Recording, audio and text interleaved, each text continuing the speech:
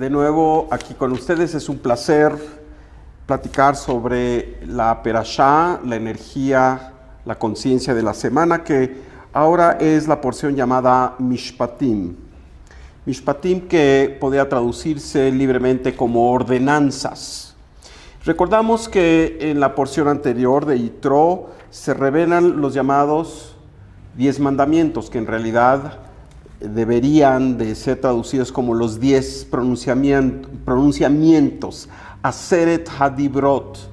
Y pareciera ser que esos 10 mandamientos, esos 10 pronunciamientos, se expanden en esta porción de tal manera que se entra en mucho detalle de una serie de leyes y ordenanzas de todo tipo.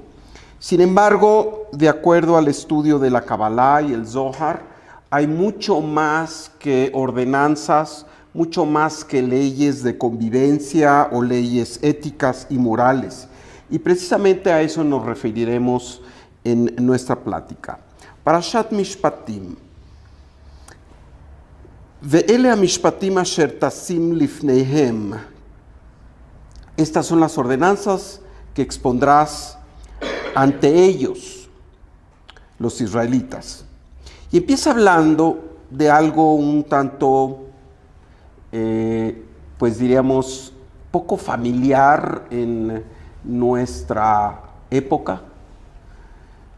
Pues empieza diciendo que si adquieres un esclavo hebreo, trabajará 6 años, pero el 7º año saldrá libre sin cargo.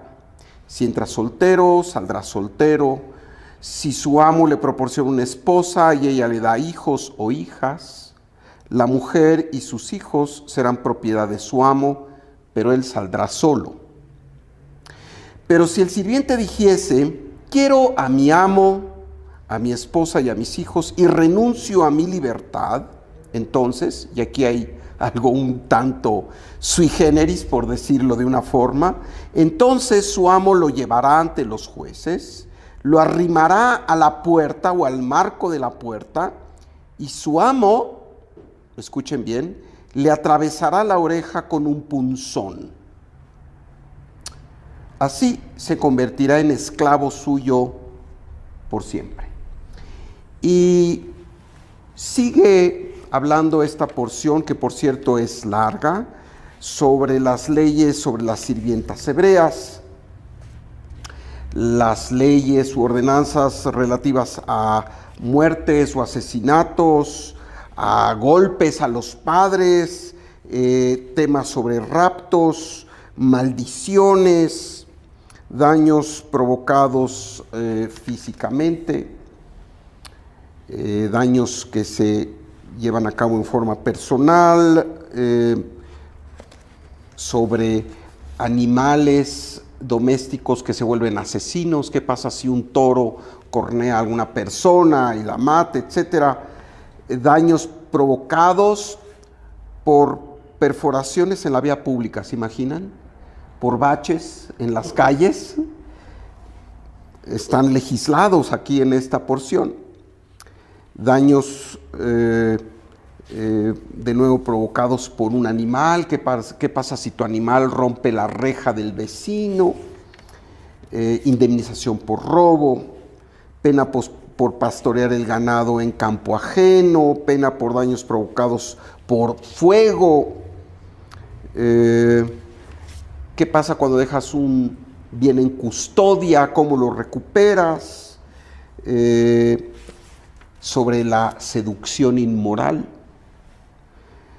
sobre las artes del ocultismo, que están totalmente prohibidas, las relaciones con animales, bestialismo, idolatría, el tema de los préstamos, ordenanzas relativas a la administración de justicia, normas éticas, hasta descanso del Shabbat, las festividades de Pesach, Shavuot y Sukkot. Se habla sobre la entrega de la Torá y finalmente se habla de que Moshe asciende al monte Sinaí y tarda 40 días y 40 noches. La verdad, aquí podría armarse con con este solo capítulo, con esta sola perashá, una constitución. Sin embargo, entendemos que nuestros maestros cabalistas, el Zohar, Rabbeinu Ari e Isaac Luria de bendita memoria, nos hablan de otra cosa un tanto distinta. De nueva cuenta, todo el aspecto legal, moralista, ético, tiene un valor importante, pero para nosotros, en el enfoque del entendimiento de la Torá como un sistema de vida, esto tiene una mayor profundidad. Y la verdad es que el tema es totalmente distinto. De acuerdo a los cabalistas, en realidad, este esclavo hebreo, la esclava, etcétera, con la que inicia la porción, no está realmente refiriéndose a un esclavo o una esclava. Y recordemos que la Torá no solo fue escrita para un tiempo, la Torá es vigente para hoy, para nosotros, para nuestra vida, para nuestro engrandecimiento. Y desde luego podría entenderse que la Torá solapa la esclavitud, nada más lejano. En realidad, la Torá, cuando habla del esclavo, de acuerdo al Zohar, de acuerdo a los grandes maestros cabalistas como el Ari, en realidad está hablando ¿de qué? Del alma. Y así entonces hay una interpretación totalmente distinta. En realidad, todas estas ordenanzas, estos mishpatim, no son más que presentarnos las reglas del juego para la elevación o el tikkun, la corrección del alma. Muy distinto si lo leemos nada más textualmente. Nos dice el Zohar, aludiendo a Rabbi Shimon Bar Yochai, que les dice a sus amigos, amigos, hoy aquí les voy a revelar los secretos de la elevación y del tikkun del alma, de la corrección del alma, a través de los misterios recónditos de la reencarnación. En la tradición cabalista, la reencarnación, llamada en hebreo Gilgul Neshamot, es un aspecto fundamental en el entendimiento de nuestra misión, de la cosmogonía total de la humanidad y su misión. En el entendido de que esta parte esencial llamada alma, que tiene 5 aspectos de acuerdo a los cabalistas, Nefesh, Ruach, Neshama, Hayá y Yehidá, son 5 aspectos. Esta es la parte esencial de nosotros, que viene a co-crear junto con el Creador en este mundo, viene a hacer la corrección, viene a elevar este mundo físico que es limitado a esta noción de lo ilimitado y lo eterno. En ese sentido, somos socios del Creador y nuestra alma, que es nuestra parte esencial, es lo que verdaderamente somos. Y como lo hemos dicho varias veces, no somos seres humanos que optamos por una experiencia espiritual. Nuestra esencia es espiritual. Somos seres espirituales que venimos en cada vida a pasar por una experiencia humana con el objeto de hacer corrección, con el objeto de aprender. Y este es el fundamento, este es el meollo del asunto en esta porción de Mishpatim. Y dice, este esclavo, que es esta alma, trabajará 6 años. Y nos dice Isaac Luria, en realidad se refiere a esta corrección del alma en los 6 aspectos, que son las 6 sefirot, de Gesed, Geburah, Tiferet, Netzahod y Yesod. Si el alma corrige estos aspectos, y abordaremos sobre ello un poco más adelante para saber qué quiere decir la corrección de Gesed, Geburah, Tiferet, Netzahod y Yesod, que se traduce libremente como misericordia, rigor, balance y belleza, victoria eterna, gloria y fundamento. Estos son los nombres en español de las 7 sefirot. Y se dice que cuando un alma ha corregido estos 6 aspectos, el 7º aspecto, que es el gran Shabbat, 7 también está relacionado con el séptimo día, que es Shabbat. Y Shabbat ya no hay restricciones, en Shabbat ya no hay corrección per se. Shabbat ya es la liberación, dice. Y entonces quien hace el trabajo de corrección a lo largo de sus vidas, llega ese momento en donde se libera totalmente. Donde ya no necesita estar pasando por pruebas, ya no tiene que estar pasando por desafíos. Terminó su corrección. Bendito aquel que termina su corrección. La gran mayoría de nosotros estamos en el camino de nuestra corrección.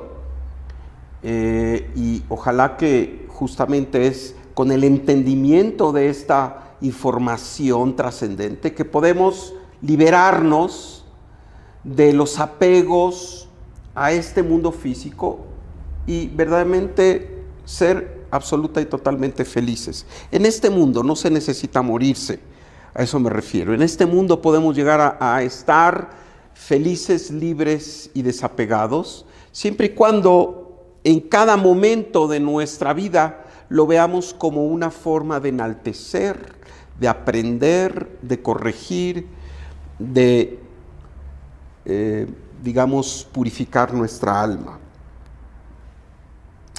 Y dice ahí, ¿verdad?, que si el sirviente renuncia a la libertad, ¿se acuerdan? Lo leímos. Si este sirviente dice, no, yo quiero quedarme con mi amo, entonces se hace un ritual un tanto raro, que jamás lo he visto, y desde luego que no es un ritual dentro de la religión judía. Se le lleva ante los jueces y luego se le pone frente a una puerta y se le horada la oreja con un punzón y se le declara como que ya no puede salir en libertad jamás, porque así lo optó. Pero realmente aquí los cabalistas nos dicen que justamente esa es la opción del ser humano que renuncia a los llamados del alma. Es la opción del ser humano que renuncia a compenetrarse en la espiritualidad y entender para qué está aquí y hacer el trabajo de liberación. Entonces, esa persona que solo tiene como referencia el mundo físico, los satisfactores del mundo físico, y que depende de esos satisfactores externos para que su vida sea feliz o no, es la que queda atrapada de por vida en una vida sin libertad. La verdadera libertad entonces es entender la misión de nuestra alma y ajustarla, como hemos dicho, a la voluntad de la suprema inteligencia que todo lo sabe. Y cuando nosotros conocemos cuál es la voluntad de la suprema inteligencia, del Creador, entonces podemos empezar a trabajar. Antes no. Por ello es que dice que este esclavo quedará por siempre un esclavo si no quiere liberarse. Es el ser humano que queda siendo esclavo, apegado a los deseos del cuerpo y al mundo físico. La limitación es evidente. El séptimo año se llama Shabbat. Sabemos que Shabbat es este día en donde estamos totalmente libres de trabajar, estamos totalmente libres de accionar cualquier tipo de energía, y por eso quien observa el Shabbat no usa el teléfono, no viaja en coche, etc. Hay una serie de elementos que lo liberan de esa dependencia del mundo físico, por esas 25 horas aproximadamente. Ahí no existen ataduras, y las fuerzas del alma, las fuerzas de nuestro ser esencial reinan supremas. Son las que verdaderamente nos guían y toman preeminencia por todo lo demás. Y esta alma reina suprema, atada a la luz de la eternidad, porque verdaderamente somos eternos. El tener esta perspectiva que somos eternos hace que, así como una jirafa, ¿verdad? Podamos abstraernos y ver desde arriba toda nuestra vida y ver que a veces nos ahogamos en un vaso de agua, cuando la verdad es que a veces un problema, por más agudo que sea, es simplemente un instante en la eternidad de nuestra alma. No quiere decir que lo tenemos que soslayar, pero quiere decir que tenemos que tener perspectiva. Tenemos que saber que las cosas ni empiezan ni acaban ahí. Y seguramente no acabarán por más difícil que se vea la situación. Entonces se nos dice que esta alma que trabajó por 6 días y el 7º día descansó, quiere decir que corrige estos aspectos llamado Gesed, misericordia, que es corrección de todo lo que es severidad innecesaria. La mayoría de las personas llegan a un momento en que se comportan muy severamente con los demás, no dando oportunidades. Gesed, misericordia, quiere decir dar oportunidad. Y a los primeros que debemos darnos oportunidades, ¿a quién? A nosotros mismos. Pero a veces ni siquiera nosotros mismos damos oportunidad de perdonarnos, de ser felices, de desarticularnos de la problemática y la complejidad del mundo físico. Y estamos sumidos porque cargados de culpa creemos que así podemos resolver las cosas. Gesed, misericordia, corrección de todo lo que es severidad, de darnos oportunidad a nosotros y a los demás. Gevurah, la corrección que tiene que ver con estructura. Actuar haciendo las decisiones correctas. En este mundo tenemos libre albedrío y hay cosas que son apropiadas, adecuadas y luminosas, y hay cosas que no son apropiadas ni adecuadas, son oscuras. Todo aquello que es el llamado del alma será apropiado. Todo aquello que sea el llamado del ego será oscuro, y a la larga, aunque parezca que en un principio es lo que mejor parados nos deja, a la larga el llamado del ego es la destrucción. Así que entender que no todo es permitido es el aspecto de Gevurah, el hacerle frente a nuestros efluvios a veces irracionales, a nuestro enojo, a nuestra sensación de víctimas, a nuestra tristeza, a nuestra depresión, al antagonizar a los demás. Si tú estás bien, yo tengo que estar mal. Haz v'shalom, no es así. Tercer aspecto es Tiferet. Tiferet, que quiere decir belleza y que tiene que ver con la armonía y el balance, el justo medio, el dar y el recibir. No venimos solo aquí a recibir, ni venimos nada más a dar, venimos a dar y recibir. Y este aspecto nos posiciona en el punto medio. El cuarto aspecto es Netzach, que es la perseverancia y la continuidad. En el camino no podemos derrotarnos, no podemos decir ya me cansé y ya no sigo. No podemos deprimirnos, no podemos tirar el arpa, como decimos. Esta es la corrección muchas veces. Y en otras vidas quizá no hemos logrado terminar algún tema porque nos dimos por vencidos, porque el desafío fue demasiado grande.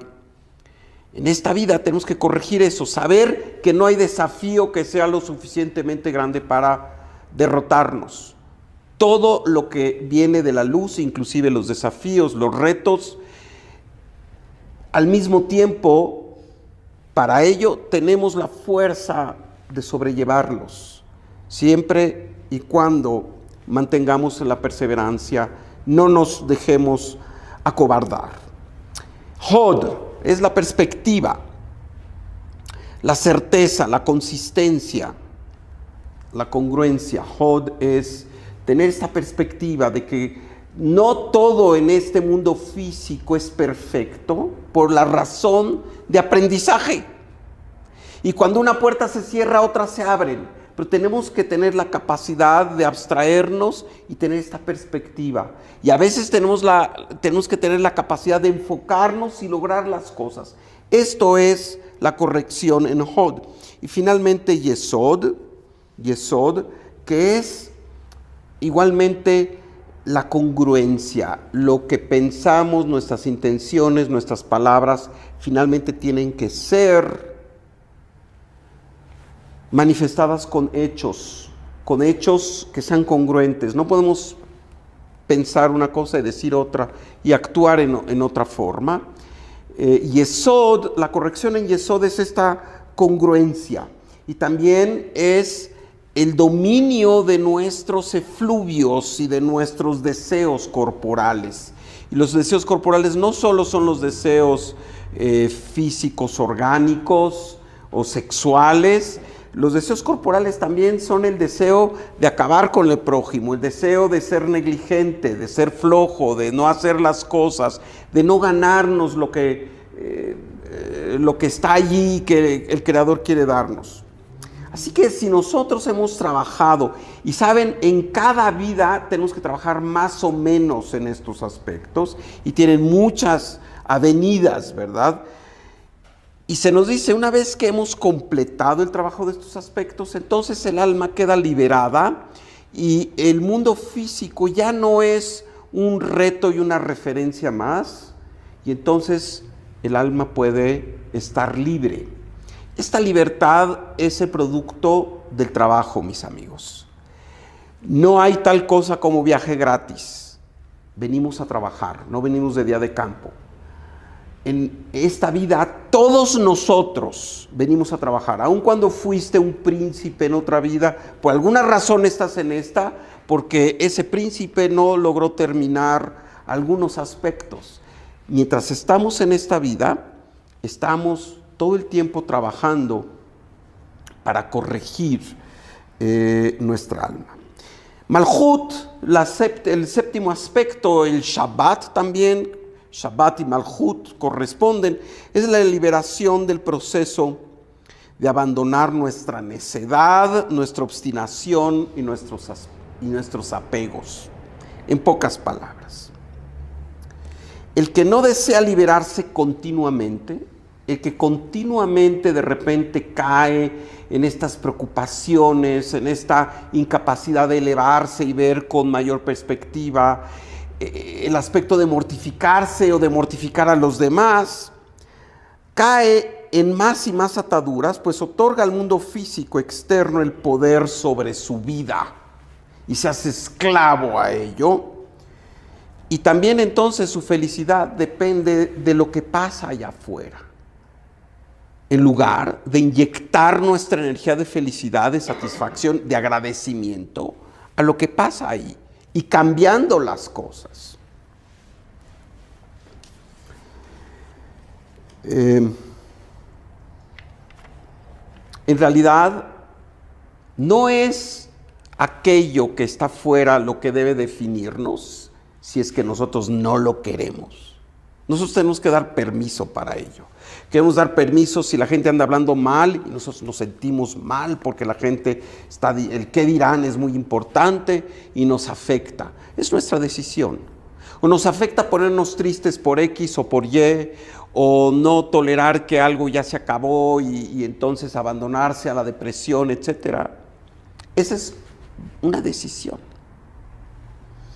Como tan decisión es simplemente inyectar felicidad gratuita a todo lo que hacemos. De nosotros depende. La única forma de liberarse es dedicando un tiempo a la elevación espiritual. No hay de otra.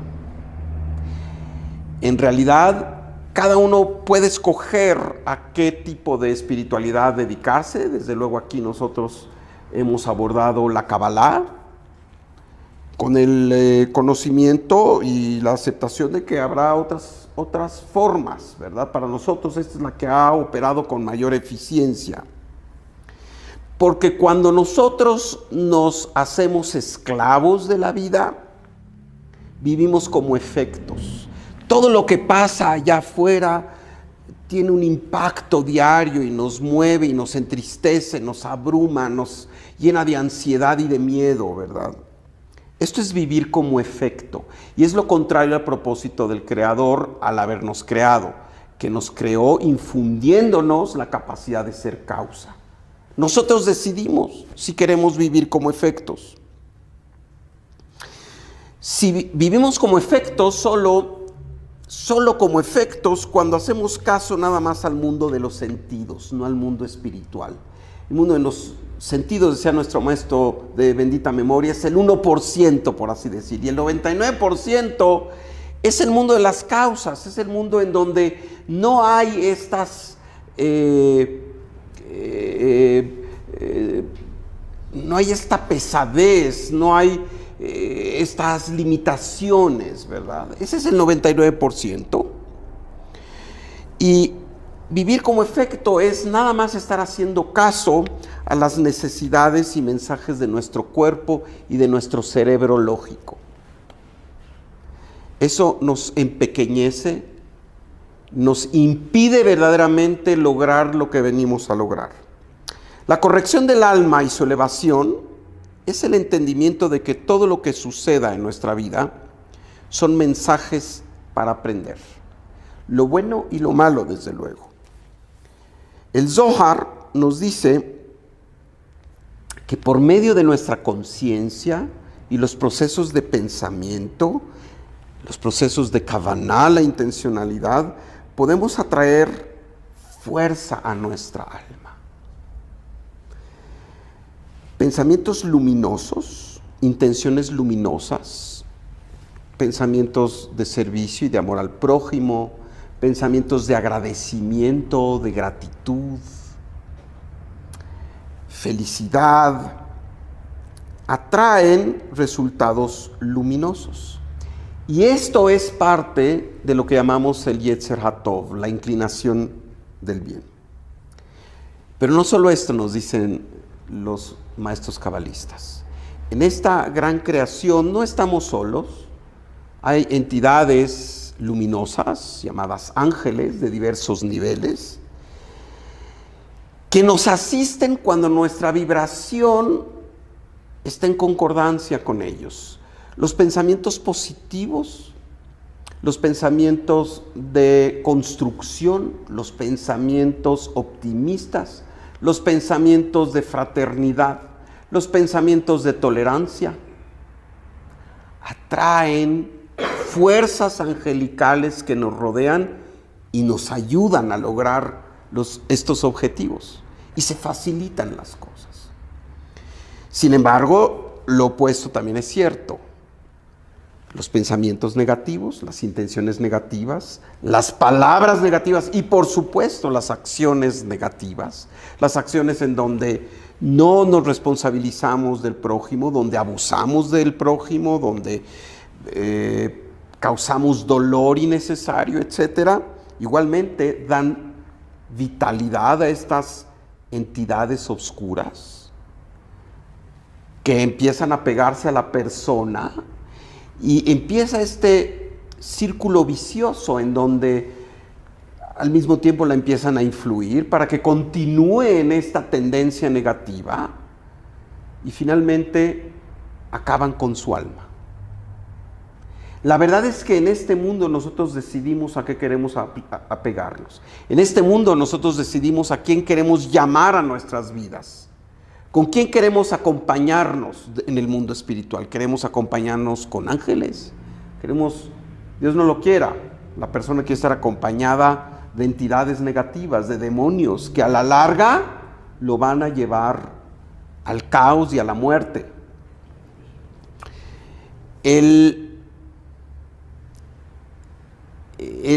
La forma como actúa la fuerza oscura y las entidades del mal es que en un principio enamoran a la persona y a esta persona le va muy bien. ¿Cuántas veces, verdad, algunos amigos que han entrado al mundo de la espiritualidad dicen, es que cuando era yo perverso, era yo infiel, era yo arrogante, me iba requete bien? Y luego decidí entrar al mundo de la espiritualidad y la verdad es que la paso un tanto angustiado porque hay muchas cosas difíciles. Bueno, esto tiene muchas explicaciones, pero al final del día,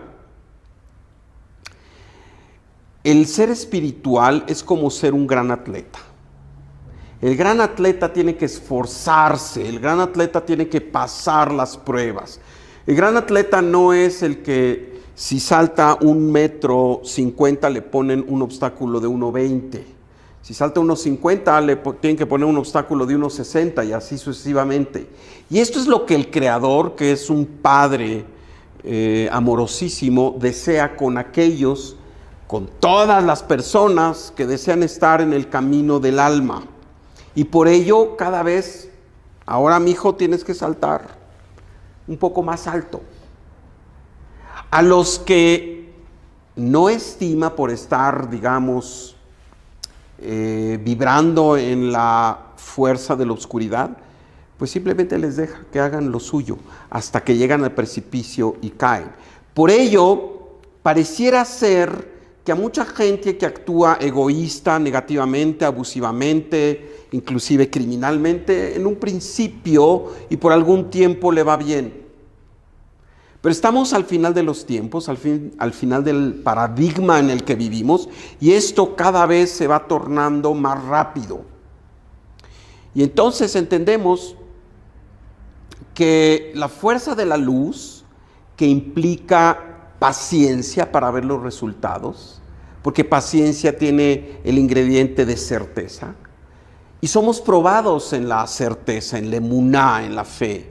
Si todo se sucediera inmediatamente, no tendríamos que ser valorados, no tendríamos que tener el esfuerzo de la certeza. Precisamente los tiempos pausados del Creador tienen el sentido de que ejerzamos la confianza, bitajón, la seguridad y la certeza.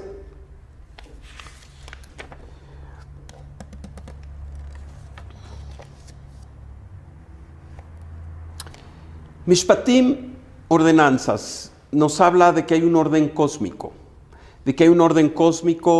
para la elevación de las almas, y si el alma es afín a este orden cósmico, entonces hará su corrección y llegará a la felicidad.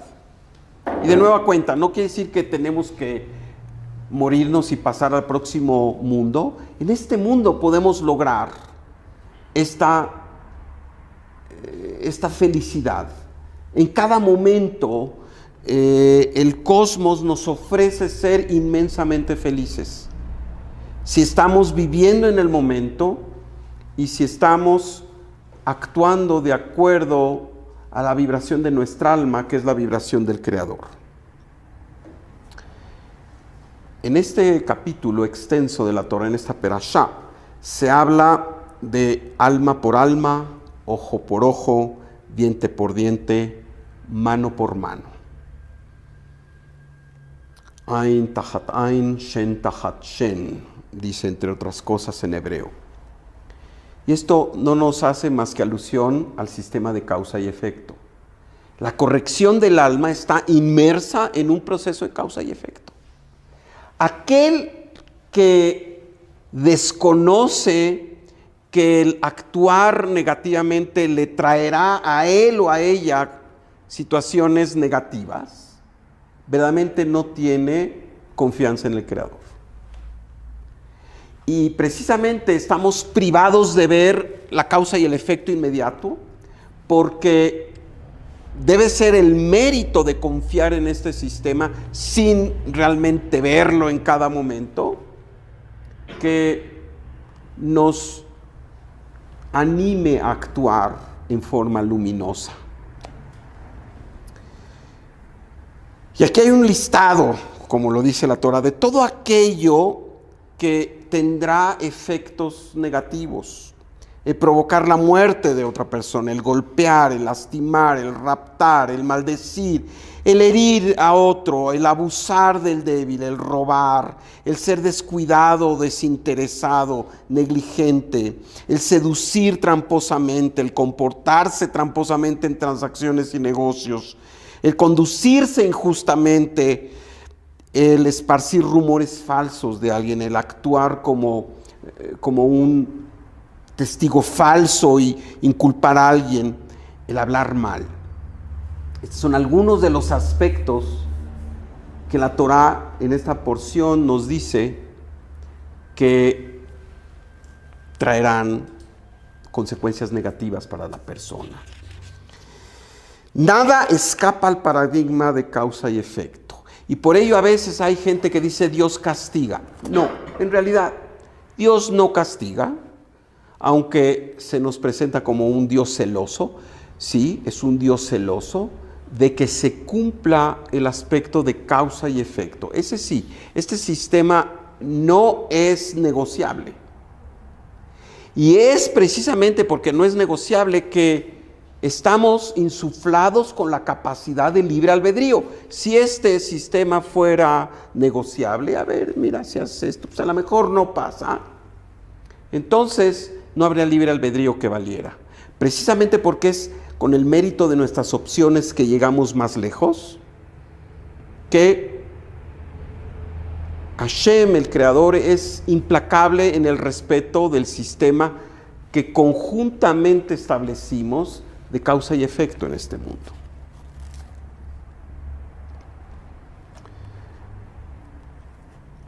Y por ello, los tiempos del Creador requieren de paciencia. Hashem tiene sus tiempos, precisamente para que podamos ejercer la paciencia, la seguridad, la emuná.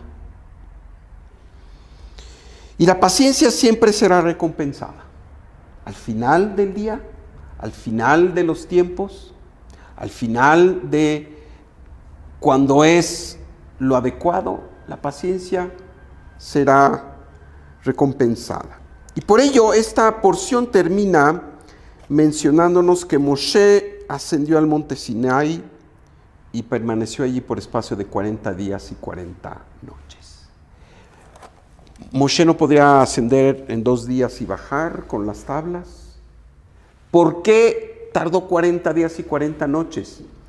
Y dentro de 3 capítulos se nos habla de que la gente se desesperó, y ya abordaremos el tema, y cayó en esta enorme desconexión por la falta de paciencia, llamado el pecado del becerro de oro, donde dijo, Moisés ya no está. ¿Dónde está la luz? ¿Dónde está Hashem? Por ello la paciencia y el saber que todo tiene un ritmo y el ser perseverante en nuestro actuar luminoso, aun cuando parezca que no tiene frutos inmediatos, es lo indicado. Precisamente esta porción nos dice que Hashem tiene sus tiempos, 40 días y 40 noches. ¿Qué es lo adecuado para cada uno de nosotros para que se den las cosas?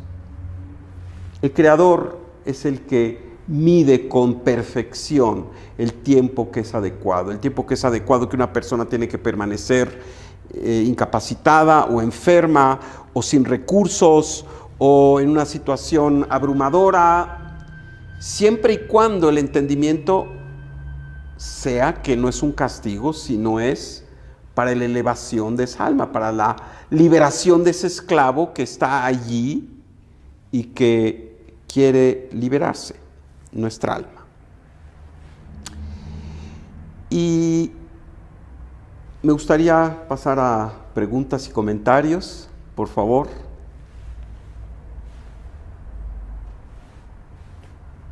Anímense. Es algo que pensé, que decimos que a los tzadikim no hay menujá en este mundo y tampoco hay menujá en Olam Haba. Sí, dice, el comentario es que los tzadikim no tienen menujá, no tienen descanso en este mundo y tampoco en el mundo venidero. Sí.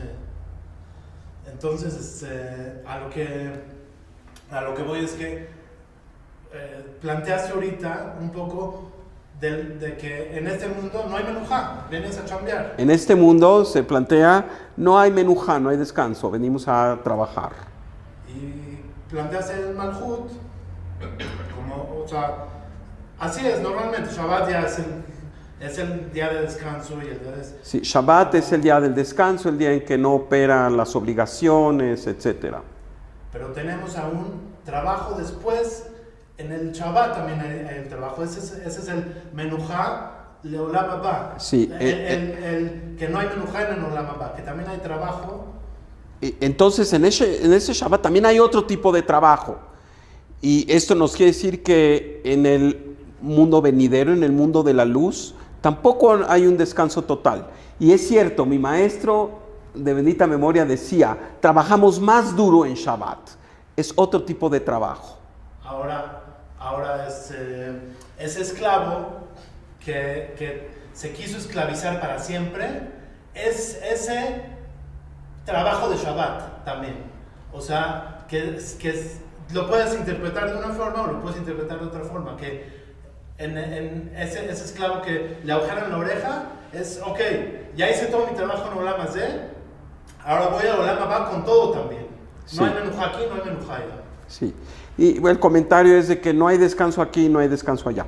Y en el buen sentido, ¿verdad? Quiere decir que siempre, inclusive en el mundo venidero, somos co-creadores. Y lo importante es entender que este concepto de trabajo continuo, por ejemplo, el trabajo de Shabbat es un trabajo distinto. No es un trabajo con las manos, no es un trabajo con la computadora, es un trabajo con la conciencia.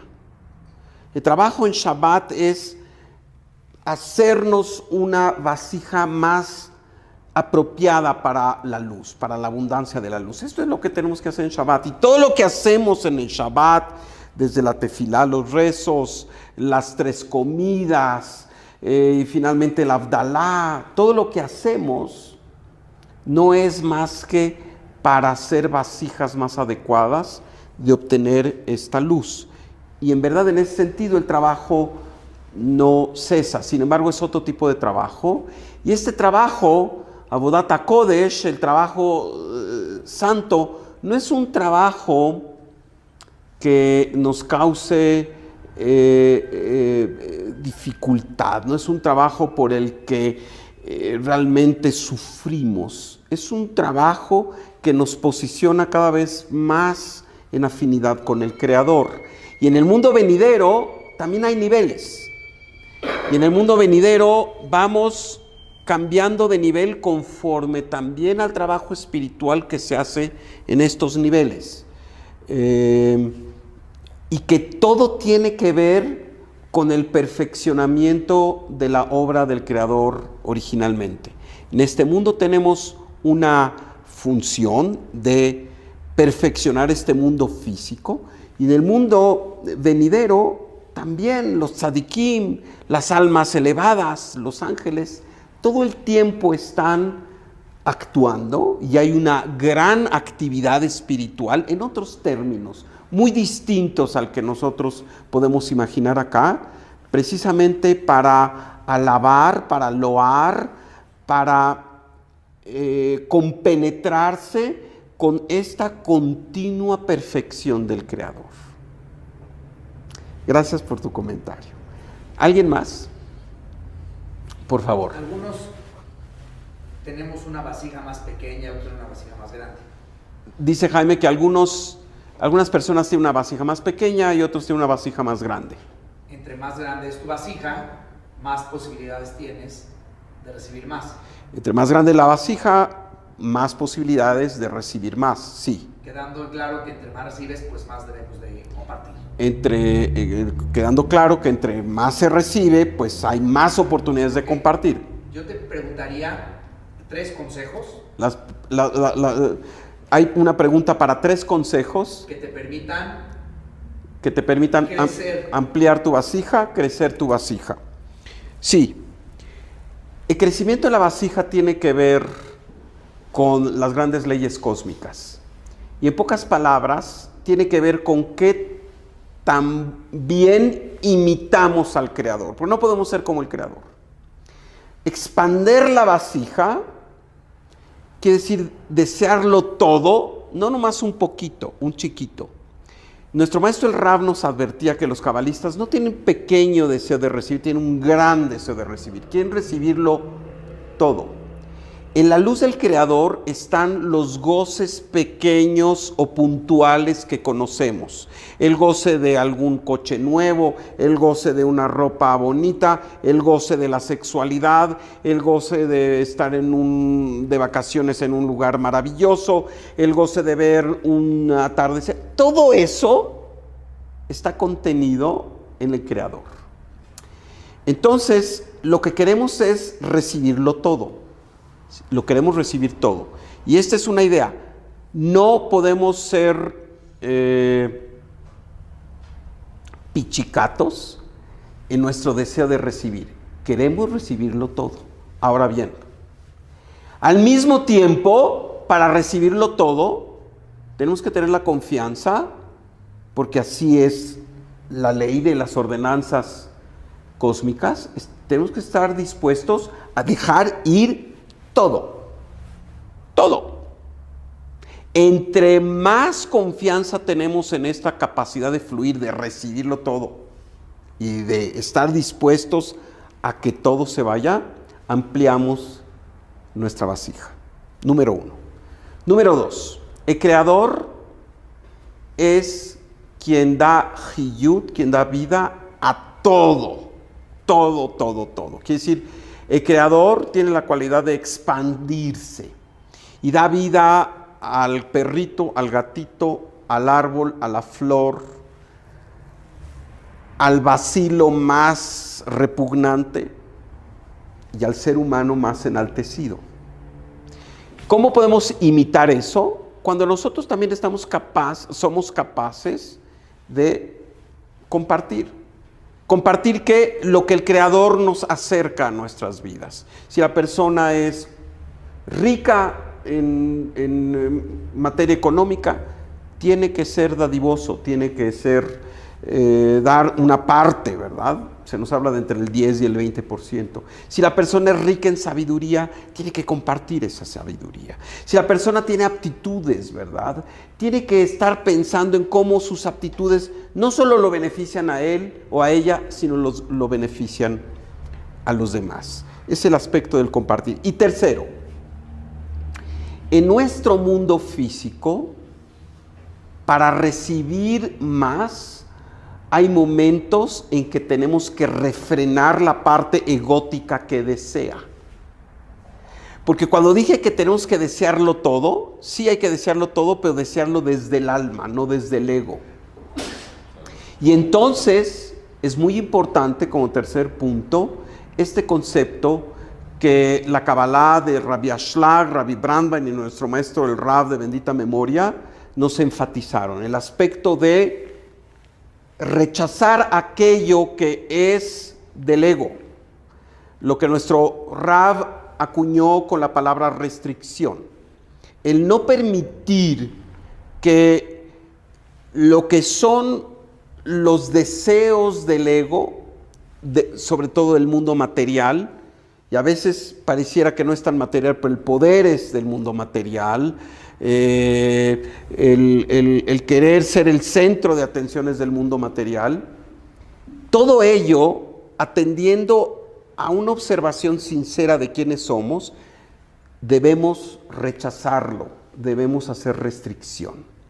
Si nosotros cumplimos con estos tres aspectos, nuestra vasija siempre estará ampliadísima, siempre estaremos en una abundancia que va más allá de nuestra capacidad de siquiera medirla, pero para ello se necesita el entrenamiento de la vida espiritual.